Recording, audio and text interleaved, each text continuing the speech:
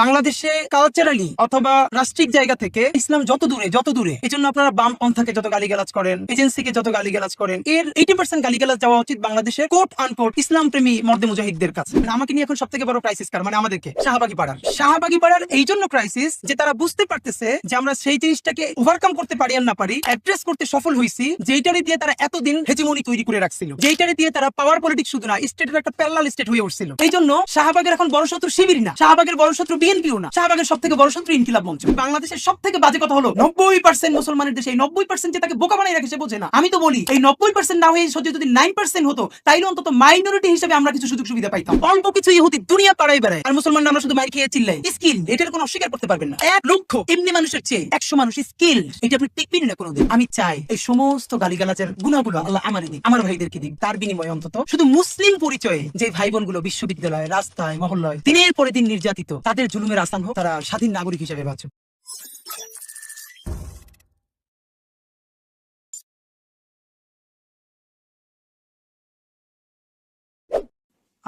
প্রথমত হলো আপনারা একটু কষ্ট পেতে পারেন আমার আলাপে, কারণ আমি জানি যে এখানে অডিয়েন্স গ্রুপ কারা, আর এই অডিয়েন্স গ্রুপের সাথে আমার চেহারা সুরতের একটা মিল থাকার কারণে আপনারা আমার অনেকে জাত ভাই মনে করেন।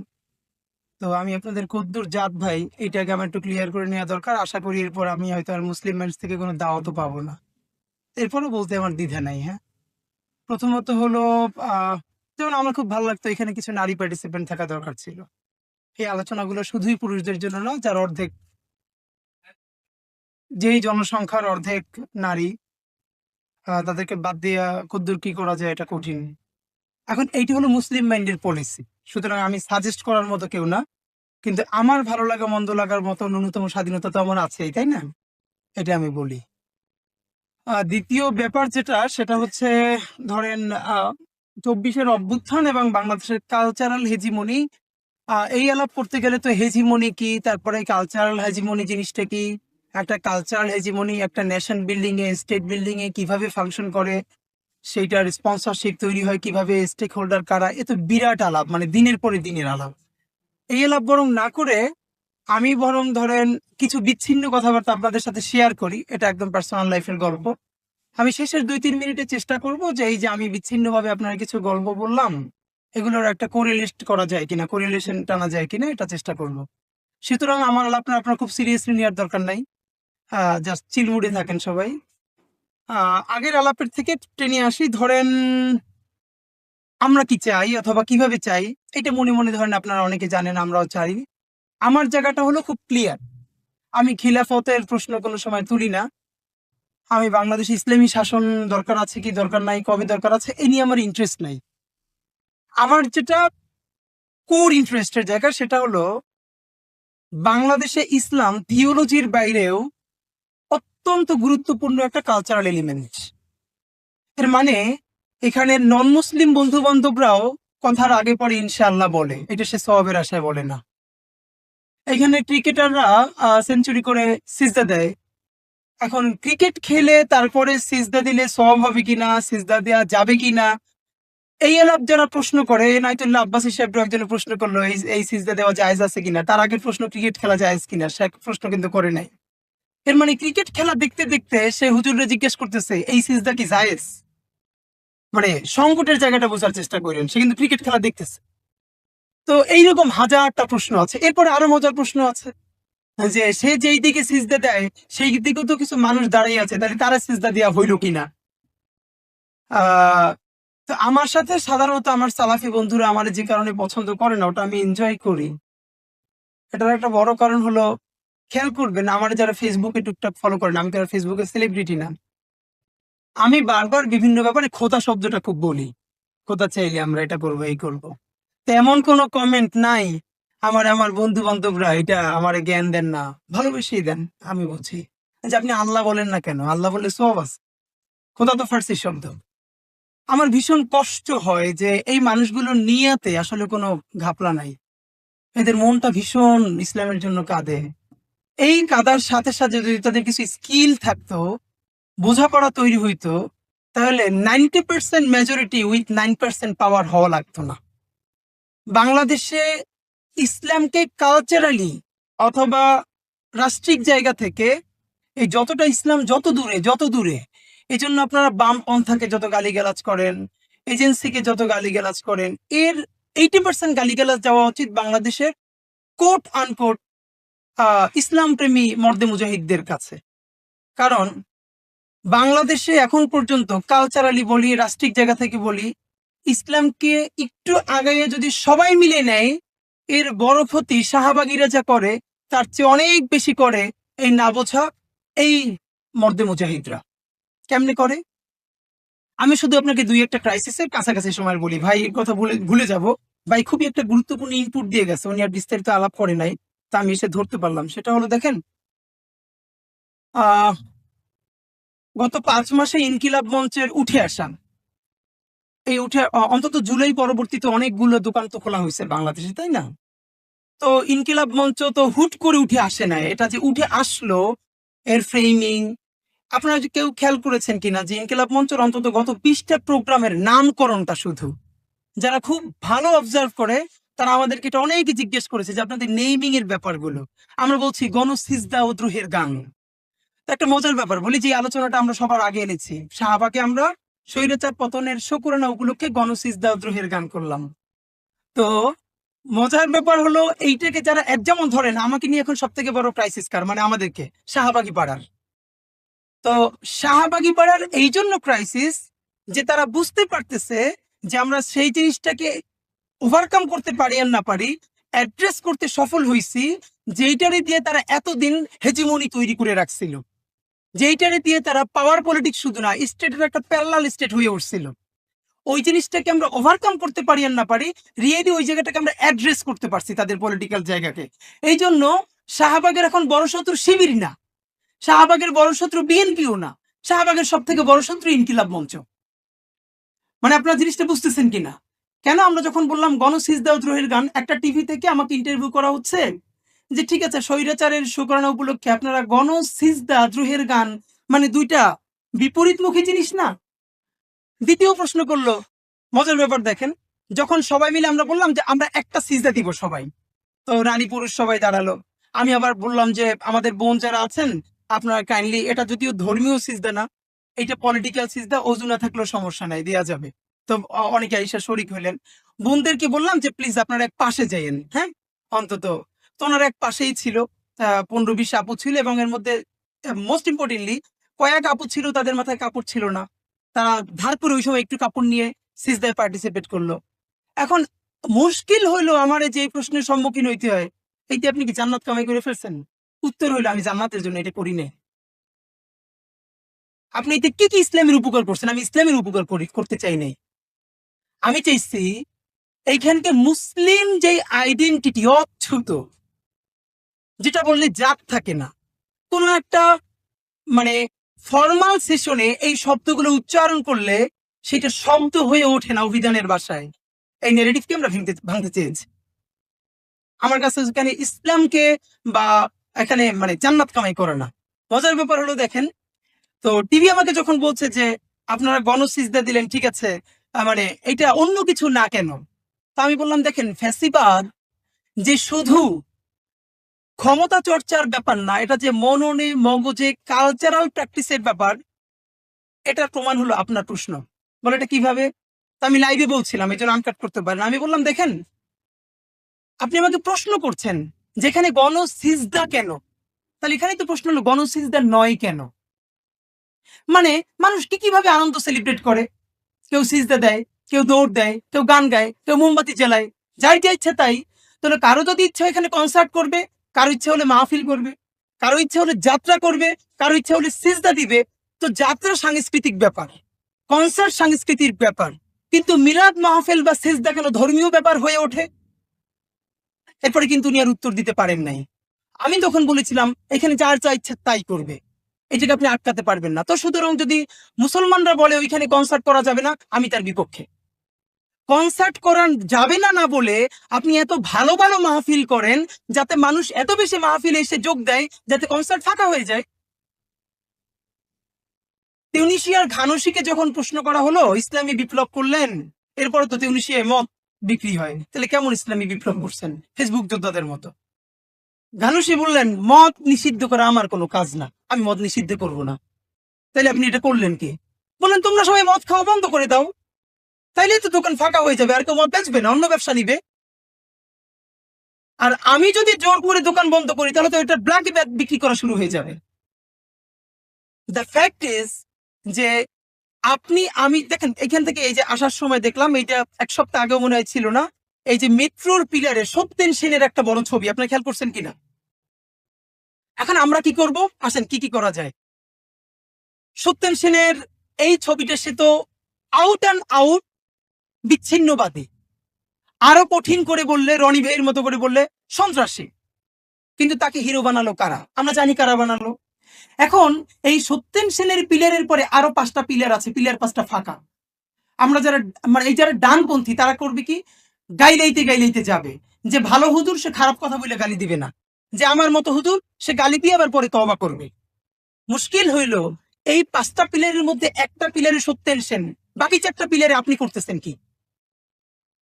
আপনি কিছু করতে পারবেন না, কারণ এখানে আপনার 10টা প্রশ্ন আসে। প্রথম আসবে আপনি এখানে ছবি আঁকবেন, ছবি আঁকা জায়েজ? আচ্ছা ছবি না আঁকি, কার্টুন আসেন, ফতোয়া নিয়ে আসেন, ফতোয়া কার্টুন কি জায়েজ? আচ্ছা কার্টুনও বাদ দেই, ছবিও বাদ দেই, এমন কিছু লেটারিং। আচ্ছা এই যে লেটারিং করে এই জিনিসটা আঁকছেন তাতে ইসলামের কি উপকার হয়েছে? এই জিনিসটা তারা বোঝানো যায় না। আমার এমন কাজ যেইটা অন্তত বৃহত্তর মুসলিম মেজরিটির বিপক্ষে যায় না, ওইটাই এখানে ইসলামের খেদমত।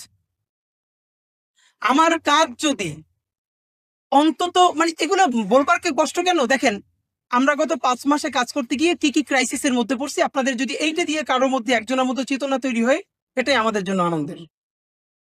তার আগে বলি যে সপ্তাহখানেক আগে খুবই মানে জাতিসংঘের একটা প্রোগ্রামে, সেখানে জাতিসংঘের কিছু ডেলিগেট এসেছেন বাইরে থেকে 5 জন। ওনারা সরকারের সাথে বসবেন।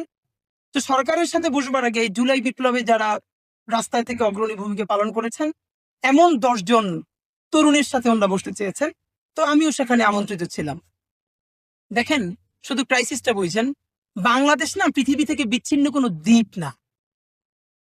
আমি এখন একটা বিরাট কিছু করে ফেললাম, আপনার কারেন্সি কে চালায়? আপনার কারেন্সির রেট ঠিক কে করেন? আপনার স্বাধীনতার সার্বভৌমত্বের ব্যাপারে আপনি একা লড়াই করে পারেন নাকি আপনার আরো কিছু স্টেক হোল্ডার আছে? মানে এগুলো তো বিবেচনার ব্যাপার। যতদিন না পর্যন্ত আপনি অন্যজনের কারেন্সির রেট ঠিক করে দেওয়ার মতো ক্ষমতা অর্জন করবেন না, ততদিন পর্যন্ত আপনি মীমাংসার মধ্যে দিয়ে যাবেন, আপনি রিকনসিলিয়েশনের মধ্যে দিয়ে যাবেন, আপনি আলাপ আলোচনার মধ্যে দিয়ে যাবেন। এটাই তো হিকমা। যতদিন আপনার কারেন্সি রেট অন্য ঠিক করে দেয়, ততদিন পর্যন্ত আপনি কি বিচ্ছিন্ন হয়ে থাকবেন, নাকি আপনি আলাপ আলোচনার দুয়ার খোলা রেখে যে আলোচনা করে কতটুকু অর্জন করতে পারে? এই এলাপ ভিন্ন পলিসিগত ব্যাপার। সেই গল্পটা বলি। আমরা 10 জন ছিলাম। তো 10 জন বলতে এর মধ্যে 2 জন স্বাভাবিকভাবে যারা মানে মানে মোটামুটি যারা অন্য ঘরানার, তারা 2 জন ছিলেন। এর মধ্যে থেকে জাহাঙ্গীর ইউনিভার্সিটির একজন, ঢাকা ইউনিভার্সিটির একজন। বাকি 8 জন প্রত্যেকের একটা স্টেক আছে। যেমন এর মধ্যে 3টা ছেলে মেয়ে, ওরা জুলাই আর্কাইভ নিয়ে প্রচুর খাটাখাটি করতেছে, গ্রামে গ্রামে গিয়ে অনেকে আন্দোলনে ছিল। তো ওরা 5 জন এসছে জাতিসংঘ থেকে, যে একদম যারা তৃণমূলে ছিল তাদের কথা শুনতে চায়। প্রথম ক্রাইসিসটা দেখেন, লোক 10 জন, 10 জনের মধ্যে থেকে যে 2 জনকে সাধারণত আপনাদের এই অধিবেশনে বাংলাদেশের মোটামুটি কি বলবো যে শত্রু না বলি, অন্তত বৈরী মনে করেন, এরকম 2 জন, তারা ধোঁয়াইয়া ইংলিশে ব্রিফ করলো। তারা 2 জন, তাদের যা চিন্তা, তারা যা বলতে চায়, তাদের যা ইনপুট, জাতিসংঘের পুরো প্রতিনিধি টিমকে তারা দুর্দান্ত ইংলিশ বললো। বুঝে আপনারা নিজেরাও জানেন, কোনো একটা ভাষা যখনই এটা সেকেন্ড ল্যাঙ্গুয়েজে চলে যায় ইন্টারপ্রিটেড হয়ে, তখন তার 50% স্পিরিটও ঠিক থাকে না। এটা তো খুব ন্যাচারাল। এখন বাকি যে ছেলে মেয়েরা আছে এরা খুবই গুড বয়, আন্তরিকতার অভাব নাই এবং প্রচন্ড পরিশ্রম করছে এই জুলাইকে বাঁচানোর জন্য। কিন্তু প্রথম 2 1 মিনিট ইন্ট্রোডিউসটা করলো ইংলিশে, এরপরে তারা শুরু করলো, ভালো করে স্বাচ্ছন্দ্যে বলতে পারছে না, তখন বললো ঠিক আছে তোমরা বাংলায় বলো, মানে ইন্টারপ্রেট করবো অন্য কেউ। তো তারা 5 মিনিট করে বাংলায় বলছে, অন্য একজনের ট্রান্সলেট করে দিচ্ছে। আমি শুনতেছি ও যা বাংলায় বললো, আর সেকেন্ড যিনি এটার অনুবাদ করছেন তার 50%ও ঠিক মতো ওই মেসেজটা যাচ্ছে না। এত কষ্ট সে রাজপথে করছে, সে যা দেখছে তা বলছে, ঠিক মতো মেসেজ পৌঁছাচ্ছে না। এই বাকি 8 জন আর কর্নারে বসা ছিলাম আমি। সর্বশেষ আমি আবার একমাত্র ইংলিশে বললাম, যে ইংলিশটা ওদের পছন্দ হয়েছে। এর মানে দেখেন এবার পার্সেন্টেজে হিসাব করেন, এই যে বাংলাদেশের সব থেকে বাজে কথা হলো 90% মুসলমানের দেশে এই 90% যে তাকে বোকা বানাই রাখে সে বোঝে না।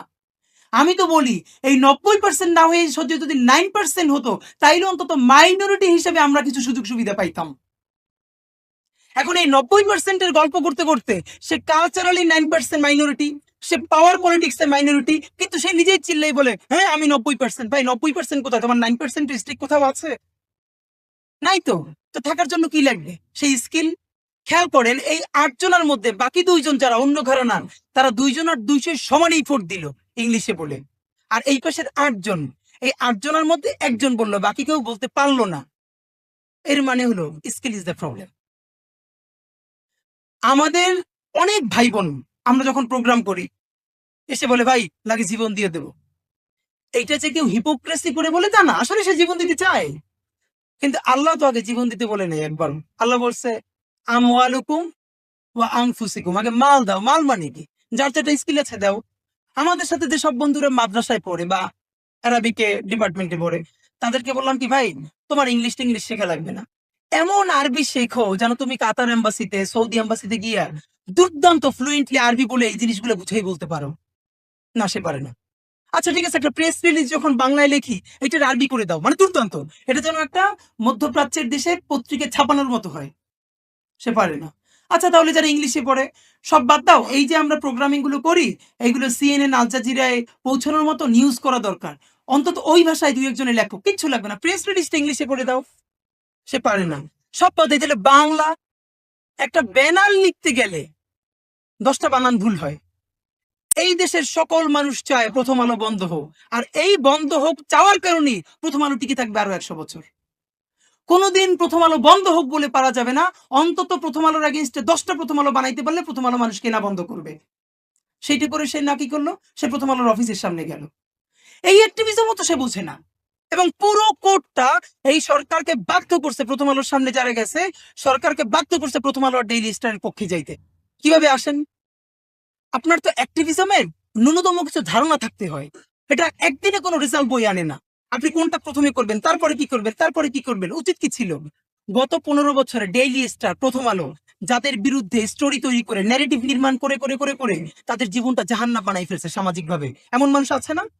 তারা আগে 10 জন একত্রিত হবে, একত্রিত হয়ে এই যে এখানে অথবা প্রেস ক্লাবে সমস্ত রিপোর্ট গুলোকে, সেই ফিচার গুলোকে সামনে নিয়ে একটা প্রেস ব্রিফিং করবে, দিস ইজ দ্য ইন্ট্রো। আচ্ছা এরপরে হচ্ছে না, এরপরে তারা সকল ডকুমেন্টেশন নিয়ে প্রেস ইনস্টিটিউটে যাবে একদিন তাদের বিরুদ্ধে মামলা করার জন্য। মামলা হবে না কিন্তু তারা যাবে, আবার প্রেস মিট করবে। এরপরে তারা আদালতে যাবে যে আমাদের জীবন কিভাবে ধ্বংস করে দিছে, আমরা এর প্রতিকার চাই। এরপরও হবে না, এরপর বলবে আসেন প্রেস, আমরা ওখানে গেছি ওখানে গেছি ওখানে গেছি, কেউ সহায়তা করে না, এবার আসেন শাহবাগে দাঁড়াই। আপনি কারওয়ান বাজারে দাঁড়াবেন কেন? আচ্ছা গেছেন ভালো কথা, কারওয়ান বাজারে দাঁড়াইতে আপনাকে ইন্টারন্যাশনালি জঙ্গি বানাইতেছে, আপনার একটা ইংলিশ প্ল্যাকার্ড নাই কেন ভাই? আপনি ডেইলি স্টারের সামনে দাঁড়াইছেন, কি বিপ্লবটা করছেন? ডেইলি স্টারের সাইনবোর্ডটা সরাইয়া দিয়ে দিচ্ছেন দিল্লি স্টার। তো এখন কি দিল্লি স্টারের সেই সাইনবোর্ড আছে? আপনার তো মাইরে তামা তামা বানাই ফেলছে, আপনি কোন ছাতাটাও করতে পারেন নাই। আপনি করবেন কি? আপনার কেন সেখানে 20টা প্ল্যাকার্ড নাই ইংলিশ? বরং কি পোট্রে করলো, রাজশাহীতে প্রথম আলোর সাইনবোর্ড নিয়ে যাচ্ছে, এবং সাইনবোর্ডটা এমন একজন নিয়ে যাচ্ছে যাকে আইএস এর সাথে ট্যাগ করার মতো চেহারা আছে, আমেরিকান এম্বাসিতে পাঠালো, এবং সরকার বাধ্য হলো প্রথম আলোর পক্ষে এবং ডেইলি স্টারের পক্ষে শুধু অবস্থান নিতে না, সেখানে ফায়ার ওপেন করতে। বাট আপনাদের এটুকুন বুঝতে হবে এই সরকারটা ন্যূনতম আপনাদের সরকার, মানে আমাদের অভ্যুত্থানের ফলের সরকার। সে আমাদেরকে একনলেজ করুক না করুক, আমাদের সরকার না। তো এইটা যে ন্যূনতম আমাদের অভ্যুত্থানের ফলের সরকার, তার প্রথম প্রমাণ হলো আপনি আমি মানে যারা গেছে, আমি যাইনি, তারা তো প্রথম আলোর সামনে যাইতে পারছিলেন, আগে হইলে তো পারতেন না। তো এইটুকুন বুদ্ধি না তাই আপনি কি করলেন? আপনি সকল বল প্রথম আলোর মাঠে দিয়ে আসলেন। না পারলে আপনি চুপ করে বসে থাকবেন, আপনার এই কাজ করতে বলে কে? এই কথাগুলো বললে আমাদের ভাই ব্রাদাররা অফেন্ডেড হয়, মনে কষ্ট পায়। আপনাদেরকে কম বলি, আমার ঘরের লোকজন আরো বেশি বলি ভাই। অল্প কিছু ইহুদি দুনিয়া পাড়ায় বেড়ায়, আর মুসলমানরা আমরা শুধু মাইর খেয়ে চিল্লাই। স্কিল এটার কোনো অস্বীকার করতে পারবেন না। 1 লক্ষ এমনি মানুষের চেয়ে 100 মানুষ স্কিলড, এইটা আপনি টিকবেনই না কোনোদিন। আচ্ছা এখানে এরকম 10টা লোক যে সিএনএন গিয়া দুর্দান্ত ভাষায় অথবা আল জাজিরায় সেই ইংলিশে ট্যাকেল করবে, অন্যদের জবান দিবে, আর্মিতে দিবে, দুর্দান্ত বাংলা বলবে, এই ফ্রেমিং গুলো বোঝে, ফ্রেমিং ধরা বোঝে। তো আপনি মানে আপনি কার সাথে ফাইট করতেছেন? ফ্যাক্ট ইজ আমাদের বাংলাদেশের দেশপ্রেমিক মানুষেরা তাদের এনিমিকেই চেনে না। ভাই, মাঠে নামার প্রথম কাজ হলো শত্রু সম্বন্ধে সঠিক জ্ঞান জানা। আপনি তো আপনার শত্রুর স্টাডি করতে জানলেন না। আপনার শত্রু কে, তার পলিসি কি, সে কিভাবে এই পর্যন্ত আসলো। এবং এখন দুনিয়ার সমস্ত দায় গিয়ে পড়লো প্রথম আলোর উৎখাত করবে কে? আমাদের দেশপ্রেমিক ভাইয়েরা দায়িত্ব দিয়ে দিচ্ছে আমার দেশ। আমার দেশ আসছে, ফাটাই ফেলবে, ছাতা ফাটাবে, কিচ্ছু করতে পারবে না।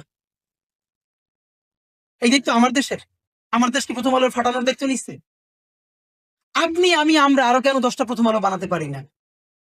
এই যারা বলে আমার দেশ খুব ভালো, পরের দিনই খুলে দেখে কি আমার দেশে একটা চলচ্চিত্র পাতা বেগানা নারীর ছবি দিছে, বলে নাউজুবিল্লাহ বলে উল্টেই যায়।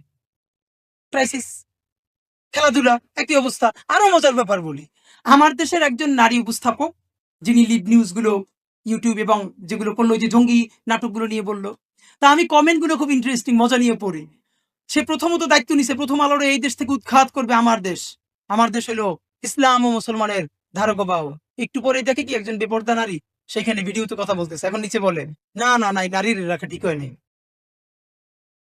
এই বেটা, অন্যজনের পলিসি নারী রাখবে না কি রাখবে সেটা আপনি বলে দিবেন? আপনি একজন, যেমন আমরা এখন প্ল্যান করতেছি, আমাদের সামর্থ্য নাই, থাকলে আমি যেটা করতাম, একটা টি শার্ট পরা মেয়ে সে আমাদের টক শো হোস্ট করবে আরবিতে। আর একটা একদম আমার মা আমার বোন যেভাবে চলে, একটা মেয়ে শুধু চোখ দুইটা খোলা, হাত মুজে পা মুজা, সে দুর্দান্ত এটার উত্তর দিবে ইংলিশে। আপনি ফ্রেমিং ভাঙেন যে বাংলাদেশের হুজুরেরা, এই বোরকা পরা মেয়েরা ইংলিশ জানে না, সুতরাং সে এটার হোস্ট করবে এমন একটা মেয়ে যার শুধু চোখ দুইটা দেখা যায়। আর আরবি শুধু হুজুরদের ভাষা না, এটা জাতিসংঘের 5টা ভাষার একটা ভাষা। সুতরাং টি শার্ট পরা মেয়েও সেই আরবি বলবে। আপনি ফ্রেমিং ভাঙেন না কেন? এই ভাঙার মতো যে বুস্টটুকুন দরকার, সেই বুস্ট শেখবার মতো ধৈর্য আমাদের নাই। সুতরাং আমার জন্য সব থেকে চ্যালেঞ্জিং, কিন্তু আল্লাহ আমার সেই সাহসটা দিছে, আমি যাদেরকে নিয়ে অ্যাক্টিভিজম করি এরা আমার ঘরের এবং আমার পরিবার, মানে ঘরের বলতে ধরেন আমি নিজে তো মাদ্রাসার ছাত্র। আমি আলিম পর্যন্ত বাংলাদেশের একটা বড় মাদ্রাসায় পড়েছি, ঝালমকাঠি এনএস কামিল মাদ্রাসা। আলিয়ার মধ্যে যারা ভালো মাদ্রাসা, মানে নামাজ কালাম করে ভালো আর কি, দরবারি মাদ্রাসা, শিবির করলে নাম কেটে দেয়, কারণ আলিয়া শুনলেই তো অনেকের গাছ হইলা যায়, যেগুলো কাফের ফাঁসে। সুতরাং এখানে হলো এমন আলিয়া যেখানে সকাল সন্ধ্যা জিকির হয়, আলিম পর্যন্ত আমি সেখানে পড়ছি। আমার নানা গোষ্ঠী সব হলো দেওবন্দের বড় আলেম, আমার নানা দেওবন্দের ফারে। আর আমার দাদা গোষ্ঠী হলো সব সার্সিনা লাইনের, এর মানে হাইব্রিড। এবং আমার পুরো আমার জেনারেশনের মধ্যে আমি হইলাম সব থেকে আলট্রা মডার্ন, হ্যাঁ, যারা আপনারা গালিগালাজ করেন। কিন্তু আমার অ্যাক্টিভিজমে আমার এই বন্ধুদেরকে আমি কোনোদিন টার্গেট অডিয়েন্স মনে করি না এবং করিও না। কারণ এরা যদি আপনার টার্গেট অডিয়েন্স হয়, আপনি আপনার মাকসাদে পৌঁছাইতে পারবেন না। এই কথাটা আপনার অফেন্ডেড হয়েছেন তো? আসেন যে একটা ভালো কথা বলি, বাংলাদেশের আপামর আলেম সমাজের একটা ফাঁকে বলি, ইলিয়াস ভাই, সাংবাদিক ইলিয়াস ভাই কিছুদিন আগে, মনে হয় মাসখানেক আগে, যাদেরকে জেএমবি ট্যাগ দিয়ে অনেক নির্যাতন করা হলো তাদেরকে নিয়ে 2-3 ঘন্টার একটা সেশন করছিলেন। সেই সেশনে আমাকেও একটা সময় ডাকা হলো তখন, এবং জসিমউদ্দিন রহমানী হুজুর ওনারা তখন ওই সেশনে ছিলেন, মুফতি হারুনিজার হুজুর ওনারা ছিলেন। তো ওনাদের সামনে আমার জন্য এই কথা বলা খুব কঠিন, এরপরও সাহস করে বলে ফেলছি। আমি বলছি, দেখেন আপনাদের রাজনীতি আমি পছন্দ করি না, কিন্তু এর সাথে আমি চাই আপনি আপনার রাজনীতি করবেন শুধু এই চেহারা, এই সুরতের কারণে আপনার ট্যাগ দিয়ে জঙ্গি ফালায় বানাই দেওয়া হবে, এইটার বিরোধিতাই আমার পলিটিক্স। এর মানে আমি তো চাই বাংলাদেশে ধরেন কোনো হিন্দু ধর্মভিত্তিক কোনো রাজনৈতিক দল নাই কেন? এই প্রশ্ন আপনারা কোনোদিন করছেন? ইসলাম ধর্মভিত্তিক এতগুলো রাজনৈতিক দল আছে, হিন্দু ধর্মভিত্তিক নাই কেন? এটা তো থাকা উচিত। আপনারা চেষ্টা করেন অন্তত হিন্দু ধর্মভিত্তিক 2-3টা রাজনৈতিক দল করবার, তাহলে কি হবে? আপনারা যত বলেন আমরা মন্দির পাহারা দেই, প্রথম কথা হলো আপনি আমি মন্দির পাহারা দেই, এই কথা গর্বের বিষয় না, এই কথার মধ্যেই নিহিত আছে এর মানে মন্দির অরক্ষিত। তাহলে আপনার আমার পাহারা দেওয়া লাগবে কেন? আপনি কি বুঝেন? আপনার যে গর্ব করে বলি আমরা মন্দির পাহারা দেই, প্রশ্ন হলো তোর পাহারা দিতে কইছে কিটা বেটা? রাষ্ট্রের কাজ কি? অথবা মন্দির অবশ্যই অরক্ষিত তাই তুমি পাহারা দিচ্ছ। আপনি যদি 2-3টা হিন্দু রাজনৈতিক দল করতে পারতেন, যেরকম বাংলাদেশেও তো ধর্ম ইসলাম ভিত্তিক আছে, তাহলে হতো কি অন্তত তাদের এই ভয়েস গুলো জায়গা মতো পৌঁছতো। নাম্বার 2, আওয়ামী লীগের হিন্দু কার্ড বন্ধ হয়ে যাইতো। আপনি 2-3টা হিন্দু ভিত্তিক রাজনৈতিক দল যদি করতে পারতেন, তাহলে আজীবন যে হিন্দু কার্ড নিয়ে আওয়ামী লীগ পলিটিক্সটা করে সেটা সে পারতো না। এমনও হইতো সেই রকম একটা হিন্দু দল, মানে হিন্দু ধর্মভিত্তিক দল জামাতের সাথে অ্যালাই করতো, খেলাফত মজলিসের সাথে অ্যালাই করতো, অন্য দুর্দান্ত একটা পলিটিক্স হয়ে যেত। অথচ আমরা কি করবো, আজকে যদি হিন্দু ভিত্তিক একটা রাজনৈতিক দল হয়, আগে তুই এটা গাইলানো শুরু করবেন, যাও নতুন একটা কাম শুরু করছে। আসেন আর একটা ব্যাপার বলি, ইসকন কি কি করে এটা আপনি আমরা গত 10 বছর ধরে সবাই জানতাম। সে বইমেলায় স্টল পায়, সব পায়, যাই কিছু করে। খেয়াল করেন, ইসকন যা যা করে এতে আমাদের ব্যক্তি লাইফের কিন্তু কোনো ক্ষতি ছিল না ইনকিলাব মঞ্চের। কিন্তু আপনারা পারলে বলেন তো বুকের দিয়া, ইসকনের সব থেকে বড় ভিকটিম তো বাংলাদেশের কওমি আলেমরা, একটা পর্যায়ে সালাফি আলেমরা, বিভিন্ন পর্যায়ের মানুষরা, মানে যারা মুসলিম রাইটস বা এইগুলো নিয়ে কথা বলতেছিল। ইনকিলাব মঞ্চের ইসকন নিয়ে প্রেস ব্রিফিং এর আগে ইসকন এইভাবে ফ্রেমিং এ আসছে, পারলে বলেন তো কেউ এটা করতে পারছে? এটা আমরা করেছি, কারণ আমরা ইসকনের বিরুদ্ধে কথা বলেছি আলেম হিসেবেও না, হুজুর হিসেবেও না। আমরা ফ্রেমিং করেছি ইসকন মুসলমানের কি কি ক্ষতি করে সেইটা না, আমরা বলছি 1 নাম্বার ইসকনের অনুমতির জায়গা কোথায়। ওকে, যেই জায়গা থেকে সে অনুমতি পেয়েছে তাতে সে যে অ্যাক্টিভিজম করে তার আইন তাকে পারমিট করে কিনা, এরকম ধরে ধরে সংসদের আইন প্রিন্ট করে নিয়ে আসছে, ইসকনের প্রত্যেকটা ফিচার নিয়ে আসছে, এবং রাষ্ট্র বাধ্য হয়েছে তারপর এটা নিয়ে কথা বলবার, এবং সামনে এসছে। এর মানে আপনি যদি প্রপার হোমওয়ার্ক করে প্রপার অ্যাক্টিভিজম করতে পারেন, অবশ্যই ইনশাল্লাহ এটার ইম্প্যাক্ট তৈরি হবে, আজ হোক কাল হোক। দ্য ফ্যাক্ট ইজ, এবং ধরেন আমি মানে এই যে বাইতুল মোকাররমে প্রতিদিন প্রত্যেক জুমার পর 5-10 হাজার মানুষের মিছিল হয়, কোনো জাতীয় দৈনিকে আসে না। অথচ বাম ঘরানার 10 জনের মিছিলও কেন আসে? প্রথম হইলো কারণ তাদের মিডিয়া আছে, এটা হলো একটা বাস্তবতা। দ্বিতীয় প্রশ্ন যেটা অ্যাড্রেস কেউ করে না, সেটা হলো ভাই একটা মিছিল, একটা ছোট সমাবেশ, নিউজ আইটেম হইতে কি কি জানা লাগে এটা কি বাংলাদেশের ডানপন্থীরা জানে? জিজ্ঞেস করলে কেউ বলতে পারবেন না এখানে যে পরের দিনের একটা প্রোগ্রাম মিডিয়া হাউসে পাঠাইতে হইলে কত ঘন্টা আগে পাঠাইতে হয়, তারা অ্যাসাইনমেন্ট দেয় কয় ঘন্টা আগে। বলবে কি কোনো নিউজ আসে নাই? ভাই, পরের দিনের প্রোগ্রামের অ্যাসাইনমেন্ট প্রত্যেকটা মিডিয়া হাউস আগের দিন বিকেল 5টার মধ্যে শেষ করে। এটা ফোনে বললে হবে না, পুরো প্রোগ্রামের রাফ সুন্দর ভাষায় আপনাকে মেইল করতে হবে 5টার আগে। আপনার ফ্রেমিং সুন্দর হলে 1 দিন 2 দিন 3 দিন সে ওখানে আসবেই।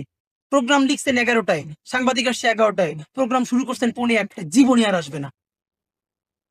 আপনার একটার প্রোগ্রাম 11টার প্রোগ্রাম 11টায় শুরু করতে হবে। এই বললাম সব থেকে ছোট ব্যাপার। আপনি যখন একটা প্রোগ্রাম করতেছেন, বিরাট মিছিল, সামনে একটা ব্যানার নাই, যেই মিছিলটায় যাদেরকে জঙ্গি বলে চালানো যায় এমন চেহারার লোক আছে, অথচ সামনে একটা ইংলিশ ব্যানার নাই। বিকজ আপনাকে কি পোর্ট্রে করবে আপনি জানেন না? আপনার সামনে ইংলিশ প্ল্যাকার্ড নাই কেন? আপনার ইংলিশ ব্যানার নাই কেন? নাই তো। এই যে নাই, এটা তো বাস্তবতা।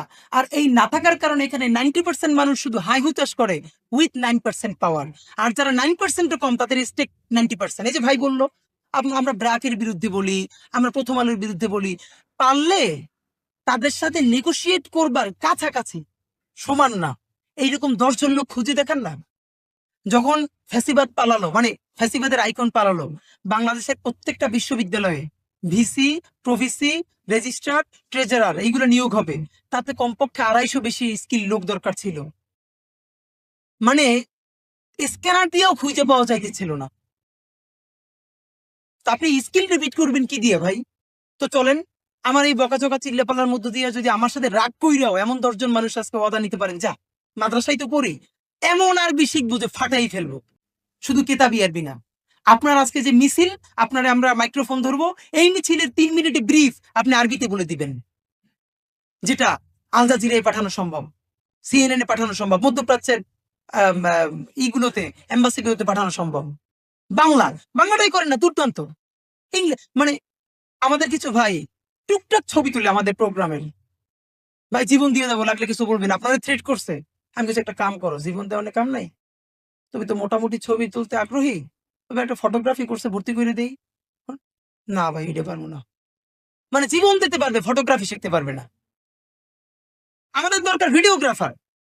কই তোমার একটা কাজ করি, আমি 5,000 টাকা দিয়ে ভর্তি করি, আমাদের তো লোক নাই, দেখো না, তুমি একটা কোর্স করো। তখন 10টা এক্সকিউজ। সে জীবন দিতে চায় কিন্তু সে ভিডিওগ্রাফি শিখবে না। ভাই যে ফটোগ্রাফি পারে সে বাংলাদেশের 10টা ফটোগ্রাফারের একটা ফটোগ্রাফার হবে ভাই। ভিডিওগ্রাফির মধ্যে 10টা ভিডিওগ্রাফারের একটা ভিডিও, মানে সে সব একটু একটু করবে, কোনোটার উস্তাদ হবে না। তা আপনি যার সাথে ফাইট দিতেছেন সে তো ওই লাইনের বাংলাদেশের 10 জনের একজন ওস্তাদ। এখন তো মাল্টিপল হওয়ার, মাল্টি ট্যালেন্টেড হওয়ার দিন নাই। এখন তো স্পেশালাইজেশনের যুগ। আপনি বাংলায় ফাটাই ফেলবেন, ইংলিশ, আরবি আরবি, যে ছবি তুলবে বাংলাদেশের সেরা ছবি, ভিডিওগ্রাফি। এইরকম 20টা লোক আমার দেন, আপনারা 1 বছর দেখেন আমরা কোথায় নিয়ে যাই ইনশাল্লাহ। কিন্তু লোক নাই। আপনারা অবাক হবেন আমি আপনাদেরকে বলি, যেমন এখানে এসে বলছি যাবেন, এগুলো চোখে লাগে বেশ। এইটা এত বড়, ব্যানারটা তো ছোট হবে কেন? এই ব্যানারটা হবে মিনিমাম 12 ফিট বাই 4 ফিট। বলবেন এটা আপনারা ধরতে বলছে কি? কাজ করতে করতে গিয়ে চোখে লাগে। এখানে দাঁড়াই ছবি তুলছে না, ছবিটা সুন্দর আসবে না, পুরো জিনিসটা ফাঁকা। ওই যে সত্যেন ছেলের ছবিটা এসে দেখলাম, একটা সাথে ব্যাগ থাকে সবসময়। আমার সাথে জাবের আসছে, ওই ইনকিলাব মঞ্চের সদস্য সচিব। এই ব্যাগটার মধ্যে রশি, কেচি, ব্লেড, কস্টেপ, এগুলো সবসময় নিয়ে নিয়ে ঘুরি। কোন সময় ব্যানারের রশিটা খুলে যাবে এটা মাথায় রাখতে হয় মিছিলের মধ্যে। এখন পর্যন্ত আমার জন্য ক্রাইসিস কি জানেন? একটা ব্যানারের বানাম থেকে শুরু কইরা মিছিলের বক্তৃতা পর্যন্ত আমার দিতে হয়। বা আমাদের এখন আলহামদুলিল্লাহ কয়েকটা ভাই ব্রাদার উঠে আসছে। এরকম হয় নাকি ওয়ান ম্যান আর্মি? আমার 5 জন দায়িত্ব দেন যে ভাই এখন থেকে প্ল্যাকার্ড, ফেস্টুন, এগুলো কিছু না, আপনার শুধু দেখাবো, আপনি প্রুফ দেখে দিবেন, দেন 5টা লোক। মিছিলের স্লোগান যেই ভুলে একজনকে দিতে দেই, একটা ছেলে জাবের ক্লান্ত হয়ে যায়, এরপরই যা দেয় সব ভুলভাল স্লোগান দেয়। পারলে বলেন, যত বলেন। এই যে লাল জুলাই গানটা আপনারা শুনছেন কিনা? যাক, মানে আপনারা শুনলে পরে অনেকে ভাই গানই তো ভুল, মানে আবার শুই না একই হইলো গান, তার মধ্যে আছে আবার গাইলে। আমার নিয়ে প্রগতিশীলদের যেটা ক্রাইসিস, এটা হলো আমার হুজুর, শিবির, জামাতি, জঙ্গি কইও আগাইতে পারে না কেন? জুলাই নিয়ে এখন পর্যন্ত সেরা কাজটা ইনকিলাব মঞ্চ থেকে আমরা করছি, লাল জুলাই গান। এবং শাহবাগীরা দুনিয়ার যত অসভ্য ভাষায় গালিগালাজ করতে পারে তার থেকে অসভ্য গালিগালাজ আমরা করি। মানে বুঝতে পারছেন কিনা? আমি চাই এই সমস্ত গালিগালাজের গুণাগুলো আল্লাহ আমারই দিক, আমার ভাইদেরকে দিক। তার বিনিময়ে অন্তত শুধু মুসলিম পরিচয়ে যে ভাই বোনগুলো বিশ্ববিদ্যালয়ে, রাস্তায়, মহল্লায় দিনের পরে দিন নির্যাতিত, তাদের জুলুমের আসান হোক, তারা স্বাধীন নাগরিক হিসেবে বাঁচুক। তো আমি আপনাদের সাথে অনেক আজে বাজে কথা বললাম, সিরিয়াস আলাপ না নেন, ভাই ব্রাদার হিসেবে মাফ করবেন। সবাইকে ধন্যবাদ। আসসালামু আলাইকুম। ইনকিলাব জিন্দাবাদ।